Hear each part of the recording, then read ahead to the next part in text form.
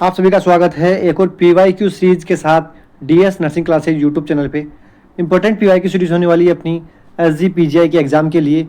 आपका एग्ज़ाम जल्दी, आपका टाइमिंग आ चुकी है 19 से 23 जून के बीच में आपका एग्ज़ाम होने वाला है। आपकी तैयारी को मजबूत करिए, क्योंकि जो PYQ होते हैं वो आपको क्वेश्चन का पैटर्न और किस टाइप के क्वेश्चन अब तक आ चुके हैं एग्ज़ाम में वो सारा आपको देते हैं। तो आप PYQs को ज़्यादा से ज़्यादा देखने की कोशिश करें। आज की सीरीज़ में आज के सेशन में अपन इंपॉर्टेंट PYQs को डिस्कस करने वाले हैं, जो कि SG PGI में पहले कितनी ही बार आ चुके हैं। तो बात करते हैं फर्स्ट PYQ की। पहला क्वेश्चन है आज का अपना इंपॉर्टेंट क्वेश्चन होने वाला है। क्वेश्चन है a patient receiving digoxin develops nausea, vomiting, blood vision. एक पेशेंट है जो रिसीव कर रहा है डिगोक्सिन और उसमें क्या डेवलप हुआ है? Nausea, vomiting, blood vision. What is the priority nursing action? अब आपको यहाँ प्रायोरिटी नर्सिंग एक्शन बताने हैं कि ये सारे सिम्टम्स आने के बाद में आप क्या करोगे। तो बात करते हैं यहाँ पे ऑप्शन ए की, एडमिनिस्टर नेक्स्ट डोज। आपको नेक्स्ट डोज एडमिनिस्टर करनी है। ऑप्शन बी की बात करें यहाँ तो सीरम पोटेशियम का लेवल चेक करना है आपको। ऑप्शन सी है रेस्ट्रिक्ट फ्लूइड और ऑप्शन डी है give IV calcium. Important question है ये। बात करें डिगोक्सिन टॉक्सिसिटी की, तो डिगोक्सिन की टॉक्सिसिटी सबसे पहले बात करते हैं डिगोक्सिन का जो थेराप्यूटिक लेवल कितना होता है। एग्जाम में इससे भी क्वेश्चन आ सकता है। थेराप्यूटिक लेवल मतलब नॉर्मल लेवल क्या होता है। तो नॉर्मल लेवल की अपन बात करें डिगोक्सिन की तो वो अपने होती है यहाँ पे 0.5 to 2.0 नैनोग्राम पर ml। ये आपको ध्यान रखना है, ये भी आपके क्वेश्चन आ सकता है। ये थेराप्यूटिक लेवल था अपना डिगोक्सिन का। अब बात करते हैं अपन कितने लेवल के बाद में जो इसकी डोज है वो कितने से ज़्यादा होने पर अपन इसको इसकी टॉक्सिसिटी बोलते हैं। तो डिगोक्सिन की जो टॉक्सिसिटी होती है, डिगोक्सिन टॉक्सिसिटी, जब इसकी अमाउंट बॉडी में 2.0 नैनोग्राम पर ml से ज़्यादा हो जाती है तो अपन इसको टॉक्सिसिटी में कंसीडर करते हैं। डिगोक्सिन की टॉक्सिसिटी अगर उसका जो लेवल है, उसकी रेंज है वो 2.0 नैनोग्राम पर ml से ज़्यादा होती है तो अपन उसको डिगोक्सिन की टॉक्सिसिटी बोलते हैं। और ये दोनों क्वेश्चन आ सकते हैं एग्जाम में, थेराप्यूटिक लेवल और इसकी टॉक्सिसिटी वाला लेवल। अब बात करें जब भी डिगोक्सिन की टॉक्सिसिटी होती है तो अपन यहाँ एक एंटीडोट काम में लेते हैं, जिससे भी क्वेश्चन आ सकता है एग्जाम में। इंपॉर्टेंट है एंटीडोट, तो आपको एंटीडोट के बारे में ध्यान रखना है। इसका एंटीडोट होता है अपने डिगोक्सिन इम्यून फेब। क्या होता है? डिगोक्सिन इम्यून फेब, या फिर इसको अपन एक नाम से जानते हैं DG बाइंड। क्या है? DG बाइंड या डिगोक्सिन इम्यून फेब के नाम से अपन जानते हैं, जो कि डिगोक्सिन का एंटीडोट होता है। आपको ये ध्यान रखना है। तीनों क्वेश्चन हो सकते हैं, थेराप्यूटिक लेवल, टॉक्सिसिटी का लेवल और एंटीडोट। इसके अलावा एक क्वेश्चन और बन सकता है, वो अपना है जब भी डिगोक्सिन की टॉक्सिसिटी होती है तो ECG में क्या चेंजेस आते हैं। तो ECG चेंजेस की बात करें, ECG चेंजेज, तो ECG में एक बड़ा चेंज आता है, वो होता है अपने रिवर्स टिक साइन। क्या देखने को मिलता है? रिवर्स टिक साइन। ECG जब भी आप करवाओगे डिगोक्सिन टॉक्सिसिटी वाले पेशेंट में तो वहाँ रिवर्स टिक साइन देखने को मिलता है। इंपॉर्टेंट है, ये तीनों ही चारों क्वेश्चन मैंने आपके साथ डिस्कस किए। अब बात करते हैं इसकी टॉक्सिसिटी किन किन वजह से हो सकती है, क्यों हो सकती है। जो सबसे बड़ा इसका कारण है वो है हाइपोकेलीमिया। क्या है? इंपॉर्टेंट होने वाला है हाइपोकेलीमिया। हाइपोकेलीमिया जब बॉडी में होगा तो वहाँ डिगोक्सिन की टॉक्सिसिटी हो सकती है। ऐसा पेशेंट जिसमें डिगोक्सिन चल रही है तो उसमें प्रॉपर रूप से आपको पोटेशियम की जो लेवल है वो चेक करते रहना है। डिगोक्सिन वाले पेशेंट में रेगुलर आपको क्या करना है? Check serum potassium level, serum potassium level, क्योंकि जब भी पोटेशियम का लेवल कम होगा बॉडी डिजॉक्सिन को एज ए पोटेशियम के रूप में समझकर उसको स्टोर करना स्टार्ट कर देगी, और डिजॉक्सिन जब बॉडी में स्टोर होगा तो उसकी टॉक्सिसिटी होने वाली है। तो ध्यान रखना है, हाइपोकेलेमिया की वजह से डिजॉक्सिन की टॉक्सिसिटी होती है। तो आपको जब भी डिजॉक्सिन चल रहा हो पेशेंट में, तो उस कंडीशन में आपको क्या करना है, रेगुलर मॉनिटर करना है पोटेशियम के लेवल को। अब आपको पता होगा पोटेशियम का लेवल, तो आपको कमेंट करना है नॉर्मल पोटेशियम लेवल कितना होता है। नेक्स्ट बात करें तो हमने यहाँ जाना कि डिजॉक्सिन की टॉक्सिसिटी क्यों हो सकती है। अब इसमें एक छोटा सा और जो साइन सिम्टम हमने देख लिए, क्वेश्चन में दे रखा था, इसके प्राइमरी जो साइन सिम्टम होते हैं वो होता है एनोरेक्सिया, नोजिया और वोमिटिंग। ये इसके प्राइमरी सिम्टम होते हैं, साइन होते हैं, सिम्टम होते हैं। ब्लड विजन होता है, येलो विजन होता है। इसके अलावा डिप्लोपिया और ब्रेडिकार्डिया। ब्रेडिकार्डिया से क्वेश्चन बनने के चांसेस हैं। ब्रेडिकार्डिया, जब भी ब्रेडिकार्डिया हो तो आपको डिजॉक्सिन बंद कर देनी है। अब इसकी वैल्यू क्या होती है, अगर ब्रेडिकार्डिया बात करें अपन अपने चाइल्ड में, अगर चाइल्ड में आपके जो पल्स है वो लेस देन 60 हो तो आपको डिजॉक्सिन बंद कर देनी है। और बात करें एडल्ट की, एडल्ट पेशेंट में अगर आपकी पल्स चल रही हो 80 से कम, तो उस कंडीशन में आपको डिजॉक्सिन बंद कर देना है। ये दोनों भी आपको ध्यान रखनी है, कितने से कम होने पे आपको डिजॉक्सिन को बंद करना है। ये तीनों चारों क्वेश्चन इंपॉर्टेंट है, और अपना जो क्वेश्चन था वो यही होने वाला है।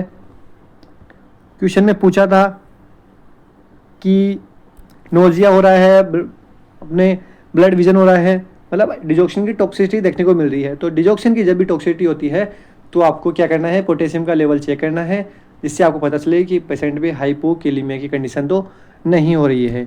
अब बात करते हैं, ये तीनों चारों क्वेश्चन आपको ध्यान रखने हैं। रिवर्स टिक साइन, इसका एंटीडोट, इसका लेवल, ये सारी बातें आपको ध्यान रखनी है। और अपना जो क्वेश्चन था इसका आंसर अपने को पता चल चुका है, option B, check serum potassium level. अब आपको मैं यही बता दूं, आप तो क्या पता कमेंट करते हो या नहीं, लेकिन आपको पता होना चाहिए जो सीरम पोटेशियम लेवल होता है वो 3.5 टू 5.1 होता है। 3.5 टू 5.1 इसका पोटेशियम का नॉर्मल लेवल होता है। नेक्स्ट क्वेश्चन की तरफ चले। इंपॉर्टेंट क्वेश्चन होने वाला है, सेकंड भी कई बार रिपीट हो चुका है ये क्वेश्चन। क्वेश्चन होने वाला है अपना, which electrolyte imbalance shows peak T wave on ECG. कौन सा इलेक्ट्रोलाइट इम्बेलेंस की वजह से पीक टी वेव देखने को मिलती है ईसीजी में। इंपॉर्टेंट क्वेश्चन है ये। ऑप्शन आपके सामने है, ऑप्शन ए है हाइपोकेलेमिया, ऑप्शन बी है हाइपरकेलेमिया, ऑप्शन सी है हाइपोनेट्रीमिया और ऑप्शन डी है हाइपोकेल्सीमिया। वैसे तो कल के सेशन में भी ये क्वेश्चन आया था, वहाँ भी मैंने आपको बताया है हाइपोकेलेमिया, हाइपरकेलेमिया और हाइपोकेल्सीमिया और हाइपरकेल्सीमिया के बारे में। अगर आपने वो सेशन देखा होगा तो आप इसका आंसर इजीली दे पाओगे। मैं सजेस्ट करता हूँ आपको कि आप हर सेशन को देख कर आए, हर सेशन में कुछ ना कुछ नया आपके लिए लाया जा रहा है। तो इस क्वेश्चन का आंसर अपने को पता होना चाहिए। इस क्वेश्चन का आंसर होगा अपने ऑप्शन बी। क्या होगा, ऑप्शन बी। एक बार मैं फिर आपको बता दूं, दोनों ही कंडीशन में, एक कंडीशन है हाइपर केलीमिया की और एक होती है हाइपोकेलीमिया। हाइपर की बात करें तो हाइपर का नाम आते ही आपको ध्यान रखना है टी वेव का पीक्ड होना, पीक्ड टी वेव। क्या, पीक्ड टी वेव। इसके अलावा आपको ध्यान रखना है इसके वाइड क्यूआरएस कॉम्प्लेक्स, क्या देखने को मिलेगा, वाइड क्यूआरएस कॉम्प्लेक्स। इसके अलावा एक और देखने को मिलता है एब्सेंट पी वेव। ये तीनों ही ईसीजी में साइन देखने को मिलते हैं, पीक्ड या toll T wave, wide QRS complex और एब्सेंट होती है आपकी पी वेव। इंपॉर्टेंट है हाइपरकेलेमिया, हाइपोकेलेमिया की साइन आपको इंपॉर्टेंट है, जानने होंगे, कई बार एग्जाम में आते हैं और इस एग्जाम में भी आपके आ सकते हैं। नोट सेट जैसे एग्जाम में तो कई बार ये आ चुका है। इसके अलावा अपन बात करते हैं हाइपोकेलीमिया की, हाइपोकेलीमिया। हाइपोकेलीमिया की जब बात करते हैं तो यहाँ आपको ईसीजी में चेंजेस देखने को मिलते हैं। वो होते हैं, एक तो आपकी डोमिनेंट होती है, क्या, डोमिनेंट यू वेव। जब भी यू वेव से क्वेश्चन पूछे आपसे कि यू वेव कौन से इलेक्ट्रोलाइट इम्बैलेंस में देखने को मिलती है, तो वहाँ आपको हाइपोकेलीमिया आंसर करके आना है। इसके अलावा जहाँ हाइपर में पी वेव, जो आपके टी वेव पीक्ड हो रही थी, हाइपो का नाम आते ही आपको ध्यान रखना है टी वेव इन्वर्स हो जाएगी, इन्वर्जन ऑफ टी वेव। नाम से पता चला, हाइपो कम मतलब टी वेव उल्टी होना, और हाइपर टी वेव का ऊपर जाना, बढ़ना, पीक होना। तो आई होप ये दोनों ही बातें आपको समझ में आई होगी और इस क्वेश्चन का आंसर भी आपको पता चल चुका है। मैंने वहाँ पिछले वीडियो में हाइपोकैल्सीमिया के बारे में बता रखा है, आप वहाँ जाकर उसको वीडियो को देखकर वहाँ समझ सकते हो। इजी है, इम्पोर्टेंट क्वेश्चन है। नेक्स्ट बात करते हैं। नेक्स्ट क्वेश्चन बहुत इंपॉर्टेंट क्वेश्चन है, आपका आने वाला एग्जाम का क्वेश्चन हो सकता है ये। A burn patients priority during first 24 hours. एक बर्न पेशेंट है, उसमें क्या प्रायोरिटी होगी पहले 24 घंटे में? ऑप्शन ए है आपके पेन मैनेजमेंट, ऑप्शन बी है इन्फेक्शन प्रिवेंशन, ऑप्शन सी है फ्लूइड रिप्लेसमेंट और ऑप्शन डी है फिजियोथेरेपी। आप सभी को पता होगा, जब भी अपन बात करते हैं बर्न पेशेंट की, तो स्टार्टिंग जो 24 आवर होते हैं उसमें अपन ट्रीट करने कोशिश करते हैं कि जो फ्लूइड इम्बैलेंस हुआ है पेशेंट में बर्न की वजह से, उसको मेंटेन करें। तो फ्लूइड मैनेजमेंट इम्पोर्टेंट होता है। यहाँ बात करते हैं अपन फ्लूइड मैनेजमेंट से कुछ क्वेश्चन आते हैं, वो बात कर लेते हैं थोड़े। अगर फ्लूइड मैनेजमेंट की अगर बात करें अपन बर्न पेशेंट में, फ्लूइड मैनेजमेंट की बात करें तो फ्लूइड मैनेजमेंट में एपार्टिव थेरेपी बोलते हैं, फ्लूइड रिप्लेसमेंट थेरेपी। तो इसमें अपन बात करते हैं, जब भी अपने को फर्स्ट 24 आवर में 48 आवर में आपको फ्लूइड देना हो, तो हमेशा आपको सबसे पहले क्रिस्टेलॉइड देने हैं। क्या देने हैं? क्रिस्टेलॉइड देने हैं। क्यों देने हैं? आपको अवॉइड करना है क्या, यहाँ मैं आपको बताऊँ, ये आपको देना है और आपको अवॉइड करना है कोलोइड्स क्या करने हैं? अवॉइड करने हैं। क्या करने हैं? अवॉइड फर्स्ट 48 आवर में। क्योंकि अगर आप कोलोइड दोगे तो कोलोइड वापस बॉडी से, जो बर्न की वजह से आपके वेसल्स है वो रप्चर्ड है, डायलेटेड है, उनमें से आपका जो फ्लूइड है वो वापस लीक होकर इंटरस्टिशियल स्पेस में आ जाएगा और वहाँ आपके कोज करेगा डिहाइड्रेशन और स्वेलिंग। इसीलिए आपको कोशिश करना है कि कोलोइड मतलब प्रोटीन आपको फर्स्ट 48 आवर में नहीं देना है। आपको 48 आवर में आपको क्या देना है?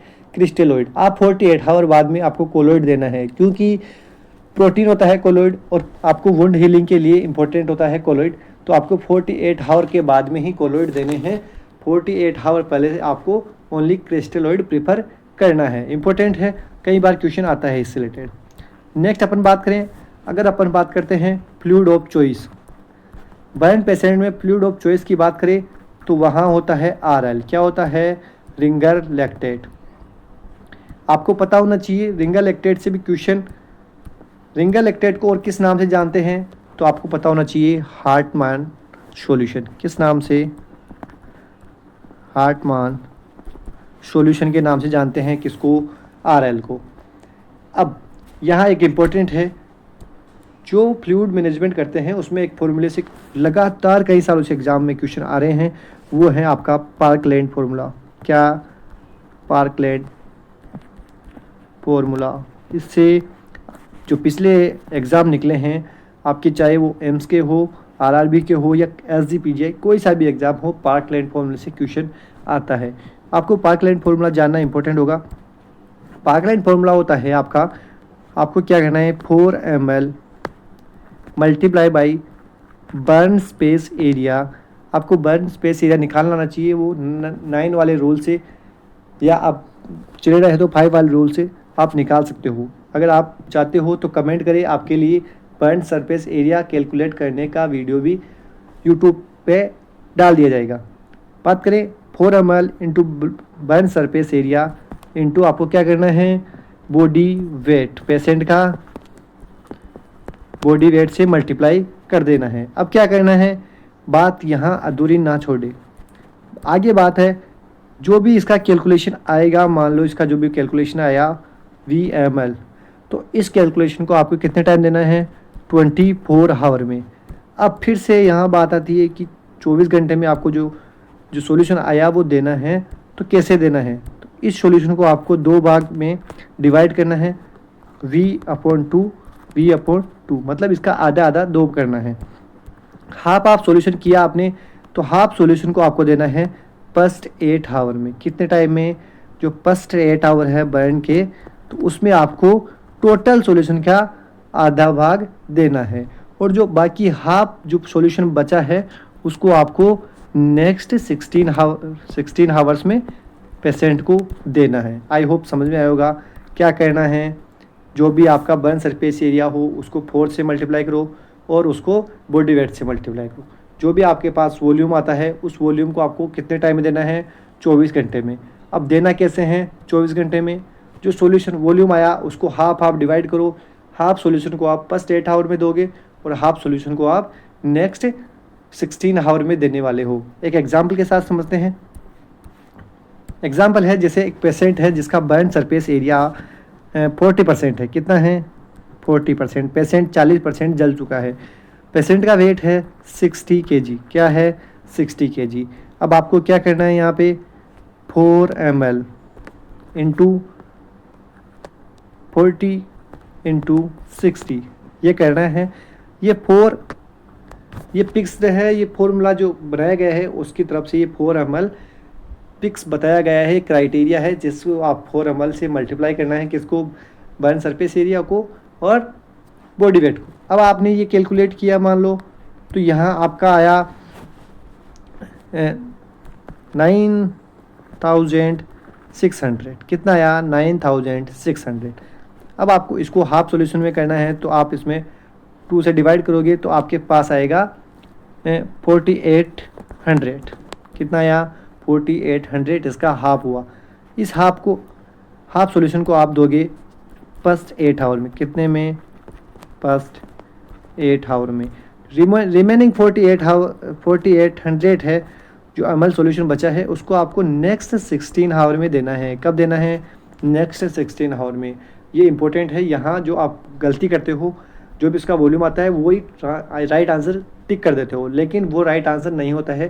क्वेश्चन में आपसे पूछता है फर्स्ट 8 आवर या फिर नेक्स्ट 16 आवर का।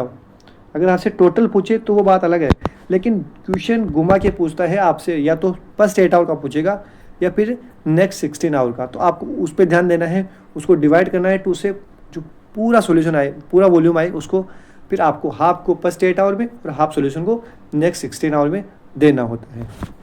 इसी का एक और फॉर्मूला है, वो है आपका ATLS का फॉर्मूला। क्योंकि यहाँ ओवर वॉल्यूम हो जाता है तो उसकी वजह से यहाँ एक नया जो फॉर्मूला बनाया था ATLS का फॉर्मूला। ATLS फॉर्मूले में अपन फॉर्मूला वही है, लेकिन यहाँ थोड़ा जो अपन वहाँ 4 ml से डिवाइड करे थे, यहाँ एज के अनुसार अलग अलग बताया गया है। बात करें एडल्ट की, तो एडल्ट में आपको मल्टीप्लाई करना है 2 ml से, और बात करें अगर चाइल्ड पेशेंट है तो चाइल्ड में आपको मल्टीप्लाई करना है 3 ml से। और बात करें अगर इलेक्ट्रिक बर्न पेशेंट है तो वहाँ आपको 4 ml से। यहाँ 4 ml से क्यों, क्योंकि जो इलेक्ट्रिक बर्न होता है वो ऑब्सक्योर, मतलब छिपा हुआ बर्न है, आपको नहीं पता है कि अंदर बॉडी में कितना डैमेज हुआ है, इसलिए आपको यहाँ 4 ml से।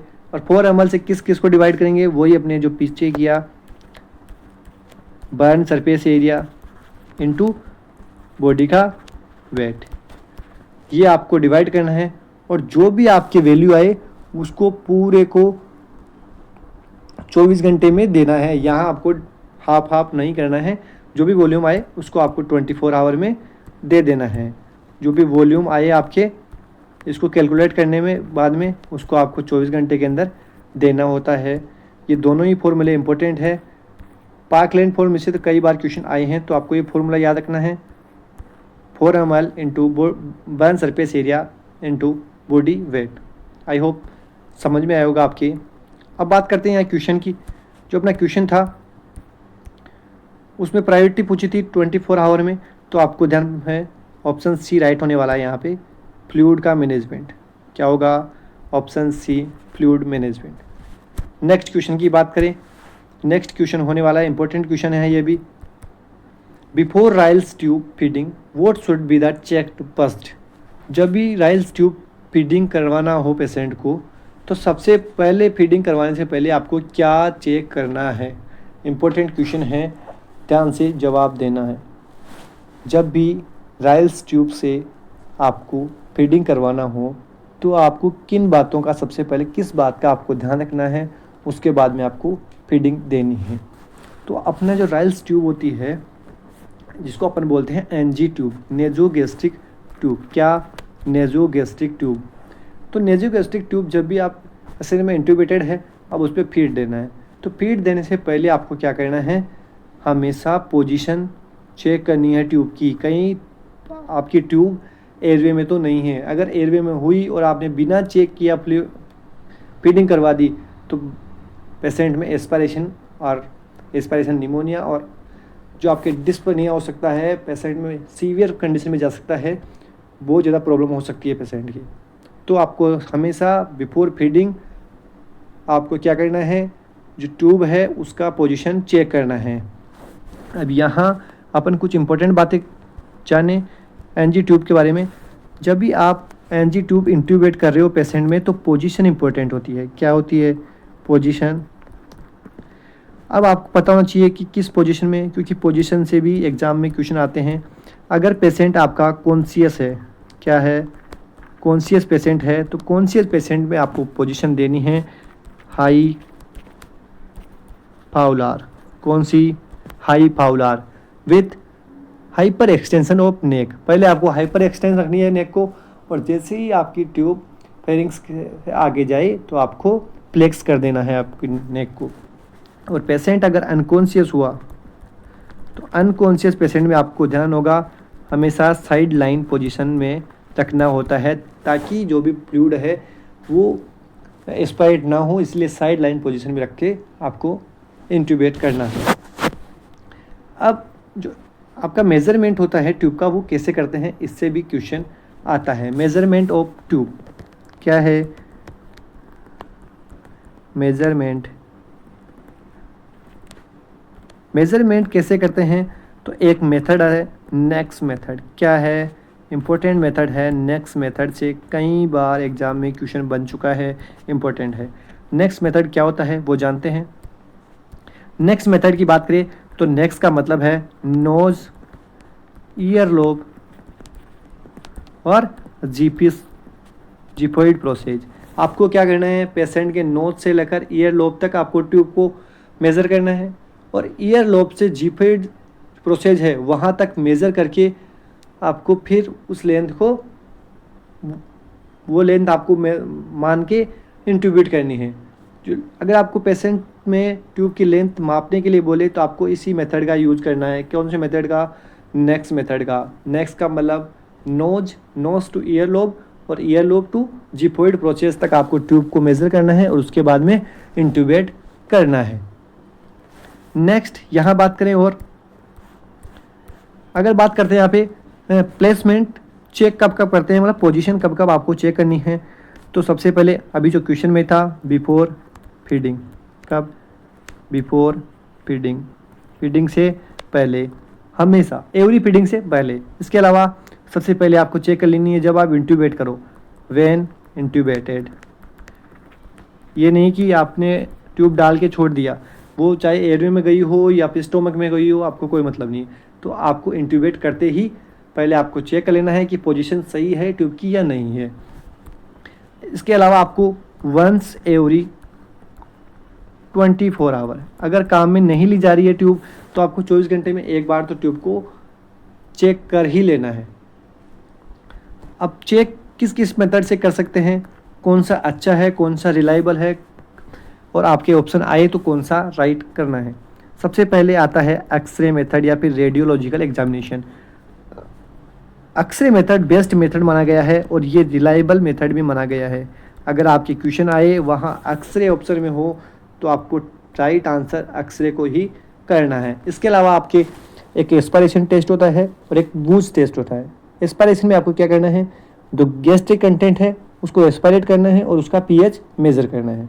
अगर पीएच 4 से कम है तो मतलब ट्यूब स्टोमक में ही है, ये आपको ध्यान रखना है। और फीडिंग से पहले आपको एक चीज़ और ध्यान रखनी है, बिफोर फीडिंग आपको जो गैस्ट्रिक कंटेंट है उसको चेक करना है, उसको मेजर करना है रेजिडुअल वॉल्यूम को। अगर रेजिडुअल वॉल्यूम मतलब पहले से ही जो पड़ी हुई वॉल्यूम है स्टोमक में वो 100 ml या फिर हाफ ऑफ लास्ट फीडिंग, आपने जितना लास्ट फीड करवाया था उससे आधा फीड अभी स्टोमक में ही है तो आपको जो अभी वाली फीडिंग है उसको डिले करना है। इम्पोर्टेंट है, कई बार एग्जाम में क्वेश्चन आता है कि अगर पेशेंट ने पहले मान लो जितना भी आपको बताए वॉल्यूम इतना फीड किया था उसका हाफ वॉल्यूम अभी स्टोमक में है तो आपको फीड करवाना है या फिर डिले करना है, तो आपको हमेशा डिले करना है। ये इंपॉर्टेंट क्वेश्चन होता है, इंपॉर्टेंट क्वेश्चन है, ध्यान रखना है। तो इस क्वेश्चन का आंसर अपने को मिल चुका है, इस क्वेश्चन का आंसर अपने को मिल चुका है। पोजीशन को चेक करना है ट्रायल्स ट्यूब से फीडिंग करवाने से पहले। नेक्स्ट क्वेश्चन की तरफ चले। नेक्स्ट क्वेश्चन है अपना, विच vaccine is administered through intradermal root. कौन सी वैक्सीन इंट्राडर्मल रूट से दी जाती है। तो यहाँ ऑप्शंस की बात करें, ऑप्शन ए है पीसीजी, ऑप्शन बी है आईपीवी, ऑप्शन सी है हेपेटाइटिस बी, ऑप्शन डी है डीपीटी। बात करें इन तीनों ऑप्शंस की तो इन तीनों ऑप्शन एक तरफ हो जाते हैं क्योंकि ये तीनों ही आईएम के थ्रू दिए जाते हैं। अब आपके पास एक ही ऑप्शन बचता है, वो है आपका बीसीजी, और बीसीजी को दिया जाता है इंट्राडर्मल रूट से। इंट्राडर्मल रूट से थोड़ी बात कर लें बीसीजी की। यहाँ बीसीजी जो क्वेश्चन बन सकता है वो फर्स्ट क्वेश्चन ही आपके इम्पोर्टेंट है इसकी फुल फॉर्म से, क्योंकि कई बार एग्ज़ाम में बीसीजी की फुल फॉर्म भी पूछी गई है तो आपको पता होना चाहिए इसकी फुल फॉर्म। इसकी फुल फॉर्म है बेसिलस कालमेट ग्यूरिन। क्या है, बेसिलस कालमेट ग्यूरिन इम्पोर्टेंट है full form of BCG. Next अपन बात करें यहाँ कब दिया जाता है बीसीजी का वैक्सीन, तो बीसीजी का वैक्सीन दिया जाता है 8 बर्थ पे दिया जाता है। और आप 8 बर्थ पे नहीं दे पाओ तो आप 1 ईयर तक आप इसको दे सकते हो। अब इसकी डोज की बात करें, इसकी डोज की अगर बात करें अपन, तो अगर डोज आप बर्थ पे दे रहे हो, बर्थ टू 28 डेज 28 दिन तक दे रहे हो, तो यहाँ आपकी डोज होने वाली है, यहाँ आपकी डोज होने वाली है 0.05 ml। कितनी, 0.05 ml। और अगर आप दे रहे हो 28 डेज़ के बाद, 28 डेज़ के बाद दे रहे हो, तो यहाँ आपकी डोज होगी 0.1 ml। कितनी होगी, 0.1 ml। इम्पोर्टेंट है, क्वेश्चन है बन सकता है। बर्थ से 28 दिन तक आपकी डोज होती है 0.05 ml और 28 दिन के बाद में आपकी डोज होती है 0.1 ml। बात करें किस जगह देनी है, तो इंट्राडर्मल देनी है और लेफ्ट अपर आर्म पर देनी है। कहाँ, लेफ्ट अपर आर्म पे। क्यों देते हैं, एक ही वजह है, यूनिफॉर्मिटी। क्या वजह है, यूनिफॉर्मिटी। एक क्वेश्चन और बन सकता है यहाँ पे, वो क्वेश्चन होने वाला है आपको, किस में डाइल्यूट करते हैं, कौन से सॉल्यूशन में डाइल्यूट करते हैं बीसीजी वैक्सीन को, तो हमेशा याद रखना है एनएस के अलावा कोई से भी सॉल्यूशन में इसको डाइल्यूट नहीं करना है। ये भी क्वेश्चन है आपका। इसके स्ट्रेन से क्वेश्चन आए तो आपको ध्यान रखना है, इसका स्ट्रेन है दानिश 1331। कौन सा स्ट्रेन है बीसीजी के वैक्सीन का, दानिश 1331। इम्पोर्टेंट है ये सारे टॉपिक पॉइंट्स जो आपने डिस्कस किए।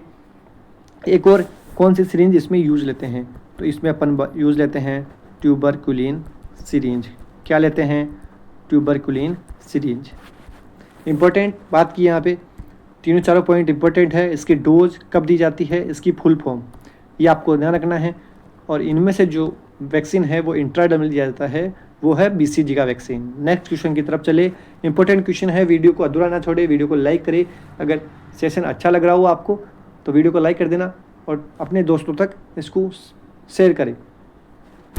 नेक्स्ट क्वेश्चन है अपना, जो अपन ने कल भी डिस्कस कर चुके हैं ये भी, which of the maximum eye opening score in GCS, Glasgow coma scale में जो मैक्सिमम आई ओपनिंग का स्कोर है वो कितना होता है? Option A 2, option B 3, option C 4, option D 5।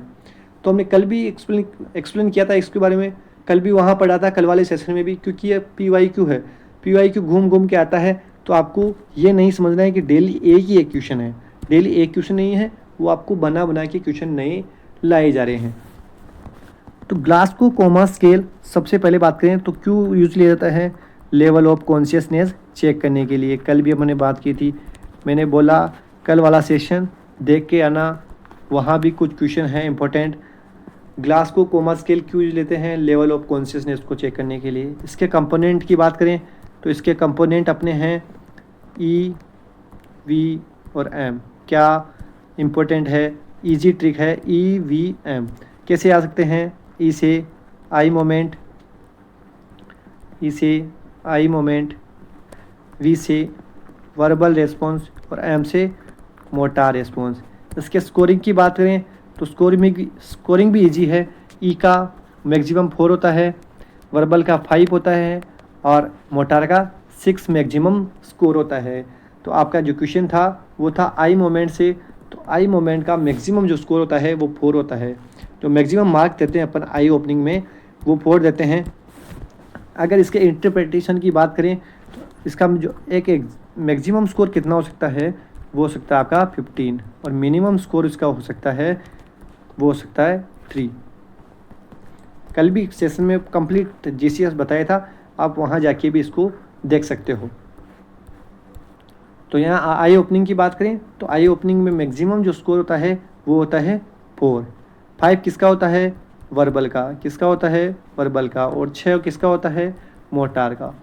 Motor response का 6 होता है, वर्बल रिस्पॉन्स का 5 होता है और आई ओपनिंग का 4 होता है। नेक्स्ट क्वेश्चन की तरफ चलते हैं। नेक्स्ट क्वेश्चन है, which vitamin is water soluble vitamin. Important question है, SGPGI में कई बार विटामिन से क्वेश्चन आया है, तो विटामिन को अच्छी तरह से देख के आना है, विटामिन को कंप्लीट पढ़ना है आपको। विटामिन 2 टाइप के होते हैं, वाटर सोल्यूबल और फैट सोल्यूबल। विटामिन्स बात करते हैं विटामिन्स की। विटामिन 2 टाइप के, एक तो वाटर सोल्यूबल जो बॉडी में स्टोर नहीं होते हैं, एक फैट सोल्यूबल जो बॉडी में स्टोर होते हैं। अगर बात करें अपन वाटर सोल्यूबल की, तो वाटर जो सोल्यूबल होते हैं वो अपने होते हैं B एंड C। कौन कौन से? B की कंप्लीट सीरीज और C। इसके अलावा जो फैट सोल्यूबल होते हैं वो अपने होते हैं A, D, E और K। ये चारों फैट सोल्यूबल होते हैं और B सीरीज और C वाला जो विटामिन होता है वो आपका वाटर सोल्यूबल होता है। इसके जो साइंटिफिक नेम है वो भी आपको ध्यान रखने हैं। ये क्वेश्चन भी कल रिपीट हुआ था, मतलब विटामिन का एक क्वेश्चन कल भी आया था कल वाले सेशन में, आज भी एक क्वेश्चन आया है, मतलब इंपॉर्टेंट है विटामिन भी SGPGI के लिए। वाटर सोल्यूबल और फैट सोल्यूबल अपने यहाँ पे देखा। इसके कंप्लीट एक वीडियो आएगी विटामिन से रिलेटेड, वहाँ आपको इसके साइंटिफिक नेम और इसकी जो भी डिजीज हैं वो सारी बताई जाएगी। अभी अपन क्वेश्चन की तरफ चले वापस। तो क्वेश्चन का आंसर राइट होगा, वाटर सोल्यूबल अपनी बात की C वाला होता है। कौन सा? C वाला। अगर वाटर सोल्यूबल विटामिन अगर एक्सेस में है तो वो बॉडी से रिमूव हो जाते हैं, जबकि जो फैट सोल्यूबल हैं वो बॉडी में ही स्टोर रहते हैं। नेक्स्ट क्वेश्चन की तरफ चलते हैं। नेक्स्ट क्वेश्चन अपना है, इंपॉर्टेंट क्वेश्चन है, एंटीडोट का क्वेश्चन है, कई बार एग्जाम में रिपीट होता है। Which antidote is used to reverse the effect of heparin immediately. कौन सा ऐसा एंटीडोट है जो हेपेरिन के एक्शन को इमीडिएटली रिवर्स कर देता है? इंपॉर्टेंट क्वेश्चन होने वाला है एंटीडोट से रिलेटेड। ऑप्शन A है विटामिन के, ऑप्शन B है प्रोथामाइन सल्फेट, ऑप्शन C है कैल्शियम ग्लूकोनेट और ऑप्शन D है आपके एट्रोपिन। कुछ एंटीडोट्स की बात कर लें, यहाँ पे इंपॉर्टेंट है, कुछ एंटीडोट्स आ सकते हैं एग्जाम में। एंटीडोट, अगर एंटीडोट की बात करें, जैसे अगर अपन बात करें कार्बन मोनोऑक्साइड की जब पॉइजनिंग होती है, क्योंकि कार्बन मोनोऑक्साइड से भी क्वेश्चन आता है इसकी पॉइजनिंग की। कार्बन मोनोऑक्साइड जब इसकी पॉइजनिंग होती है तो इसकी पॉइजनिंग में जो एंटीडोट काम में लिया जाता है वो होता है HBOT, हाइपरबेरिक ऑक्सीजन थेरेपी। कौन सा? Hyperbaric oxygen therapy. याद कर लेना है, कार्बन मोनोऑक्साइड की पॉइजनिंग में कौन सा एंटीडोट काम लेते हैं? HBOT, hyperbaric oxygen therapy. Next अपन बात करें जो इम्पोर्टेंट होता है वो होता है लेड पॉइजनिंग। कौन सा? Lead poisoning. लेड पॉइजनिंग में अपन यूज़ लेते हैं, लेड पॉइजनिंग में अपन यूज़ लेते हैं डाईमर्केप्रोल। क्या यूज़ लेते हैं? डाईमर्केप्रोल, डाईमर्केप्रोल, या फिर अपन इसको बोलते हैं डाईमर्केप्टोसक्सिनिक एसिड। बात करें डोपामाइन की, डोपामाइन से भी क्वेश्चन आता है इसके एंटीडोट से। तो डोपामाइन का एंटीडोट होता है फेंटोलामाइन। क्या होता है? फेंटोलामाइन। फेंटोलामाइन किसका एंटीडोट होता है? डोपामाइन का। यहाँ 3 की बात की। इसके अलावा अपन बात करते हैं इंसुलिन। इंसुलिन का जब आपके एंटीडोट की बात करते हैं तो वो होता है आपको डेक्सट्रोज। क्या होता है? डेक्सट्रोज। और बात करें एट्रोपिन की, एट्रोपिन का एंटीडोट होता है आपके पाइसोस्टिग्माइन। पाइसोस्टिग्माइन क्या होता है? पाइसोस्टिग्माइन। किसका एंटीडोट? एट्रोपिन का एंटीडोट। क्वेश्चन की तरफ चलें अपन, तो क्वेश्चन में अपने था ऑप्शन ए विटामिन के। तो विटामिन के आपको ध्यान होगा, विटामिन के किसका एंटीडोट है? वॉरफेरिन का। किसका है? वॉरफेरिन का। इंपॉर्टेंट है। विटामिन के किसका एंटीडोट है? वॉरफेरिन का। कैल्शियम ग्लूकोनेट की बात करें तो कैल्शियम ग्लूकोनेट है मैग्नीशियम सल्फेट का। किसका? मैग्नीशियम सल्फेट का। और एट्रोपिन किसका एंटीडोट है? ऑर्गेनोफॉस्फोरस पॉइजनिंग का। किसका? ऑर्गेनोफॉस्फोरस पॉइजनिंग या फिर मशरूम पॉइजनिंग का एंटीडोट कौन है? एट्रोपिन। और एट्रोपिन का एंटीडोट क्या है? पाइसोस्टिग्माइन। इंपॉर्टेंट, दोनों याद रखने हैं, एट्रोपिन का एंटीडोट और एट्रोपिन किसका एंटीडोट है। ये दोनों मैंने आपको बताई, दोनों याद रखने हैं। और इस क्वेश्चन का आपका आंसर होगा प्रोथामाइन सल्फेट किसका एंटीडोट है? हेपेरिन का। और विटामिन किसका है? वॉरफेरिन का। दोनों ही एग्जाम में आने लायक क्वेश्चन है, इंपॉर्टेंट क्वेश्चन है, मिस ना करें। सारे जो बताए हैं उनको आप नोट कर लें। नेक्स्ट बात करें, नेक्स्ट क्वेश्चन है what is the normal pH of blood in ABG. ABG में नॉर्मल पीएच क्या होता है ब्लड का? तो आप सभी को इंपॉर्टेंट नॉर्मल सा क्वेश्चन है। एबीजी का पीएच 7.35 टू 7.45 नॉर्मल पीएच होता है ब्लड का। इसके अलावा जब एबीजी की बात करते हैं तो एबीजी में और कंपोनेंट्स क्या क्या देखे जाते हैं वो अपन बात कर लेते हैं। एबीजी एनालिसिस के टाइम अपने को पता होना चाहिए ब्लड का पीएच। इसके अलावा PaCO2 जो कि नॉर्मल होता है 35 से 45 mmHg। कितना होता है? 35 से 45 mmHg।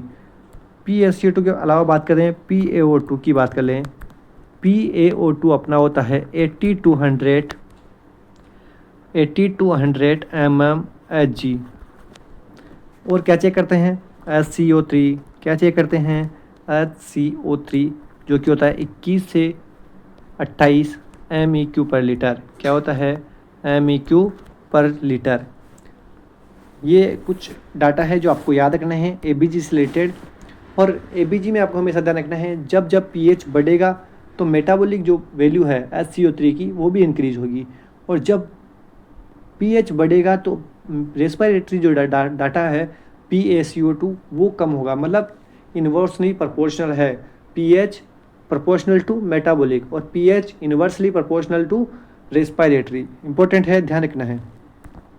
तो ये नॉर्मल सा क्वेश्चन था, ये सभी को पता हो लगभग, लेकिन आया हुआ क्वेश्चन है इसीलिए हमने यहाँ पे डिस्कस किया। अब एक क्वेश्चन है आपके, इम्पोर्टेंट क्वेश्चन है, वो है which position is best for unconscious patient. कोई भी अनकॉन्शियस पेशेंट है उनके लिए बेस्ट पोजीशन क्या होती है? तो बेस्ट पोजीशन की बात करें तो ऑप्शन ए है सुपाइन। सुपाइन अनकॉन्शियस पेशेंट में अवॉइड करना है, क्योंकि अगर सुपाइन देंगे तो जो भी बॉडी का माउथ का फ्लूइड है, सिक्रेशन है, वो एक्सपायरेट कर लेगा, इसलिए option A is wrong. Option B lithotomy, ये भी अपन यूज़ नहीं करते हैं, ये गायनेकोलॉजी प्रोसीजर में अपन लिथोटोमी यूज करते हैं। ऑप्शन डी ट्रेंडलबर्ग, ये भी नहीं करना है क्योंकि इसमें जो हेड है वो अपने लेग्स से डाउन रहता है, तो यहाँ भी एस्पायरेशन के चांसेस हैं। लेकिन जो इसमें यूज़ करते हैं वो है अपनी रिकवरी पोजीशन। रिकवरी पोजीशन कैसी होती है, तो ये आपके सामने इमेज। और रिकवरी पोजीशन क्यों यूज लेते हैं, तो रिकवरी पोजीशन उन पेशेंट में यूज लेते हैं जो अनकॉन्शियस है लेकिन ब्रीथिंग उनमें कंटिन्यू है। ऐसे पेशेंट जो अनकॉन्शियस है लेकिन ब्रीथिंग कंटिन्यू है, ये यूज़ लेते हैं ताकि जो आपका एयरवे है, जो आपका थ्रोट है, वो क्लोज ना हो, किससे, टंग से, टंग फॉल ना हो पीछे की तरफ। अगर टंग फॉल हो जाएगी तो आप ऑब्स्ट्रक्शन होगा और एयरवे बंद हो जाएगा, चोकिंग की कंडीशन देखने को मिल सकती है। इसीलिए ये नॉर्मल पोजीशन दी जाती है। इसमें अगर आपकी वोमिटिंग भी होती है पेशेंट को, तो वो सिक्रेशन मुंह से अंदर ना जाके एक्सपायरेट ना हो के वो बाहर निकल जाते हैं, और आपकी टंग फॉल भी इस पोजीशन में नहीं होती है, जिससे आपके चोकिंग के चांसेज ख़त्म हो जाते हैं। आई होप पूरा सेशन अच्छा लगा होगा। वीडियो को लाइक करें, चैनल को सब्सक्राइब करें, और ऐसे ही नई सेशन के लिए चैनल से जुड़े रहिए। धन्यवाद।